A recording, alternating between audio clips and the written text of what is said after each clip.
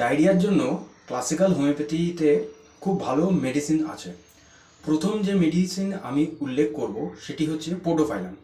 পোডোফাইলামের যে সিমটমস আছে, এখানে পেশেন্টের পেটে গুড়গুড় আওয়াজ হবে, যেটা গার্গলিং সাউন্ড বলে। আর মর্নিং ডায়রিয়া, মানে আপনার সকালে সকালে উঠেই সঙ্গে সঙ্গে মানে ল্যাট্রিন পাবে।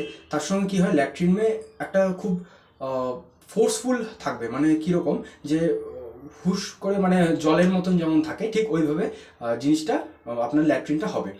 আর দ্বিতীয় যে জিনিসটা হচ্ছে, খুব উইকনেস হবে, যেমন হয় বডি ফ্লুইড লস হওয়ার সময়।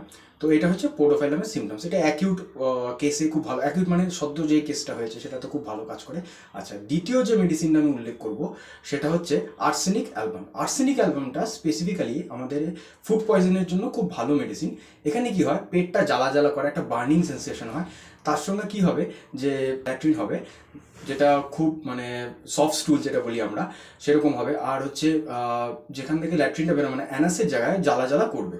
আচ্ছা, আমার ভিডিওস যদি আপনাদের ভালো লেগে থাকে তাহলে লাইক, শেয়ার, সাবস্ক্রাইব করবেন, কমেন্ট করবেন। আপনাদের কমেন্ট আমার খুব নতুন ভিডিওস আমি বানাতে পারি।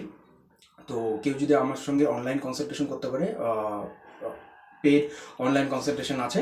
আচ্ছা, কেউ যদি অফলাইন আসতে চান তাহলে চলে আসবেন AR সরণি, রবীন্দ্রনগর, রথখোলা, শিলিগুড়িতে। জ্যোতি মেডিকেল যে হলটা আছে, জাস্ট তার অপোজিট রাস্তায় আমার বাড়িটি।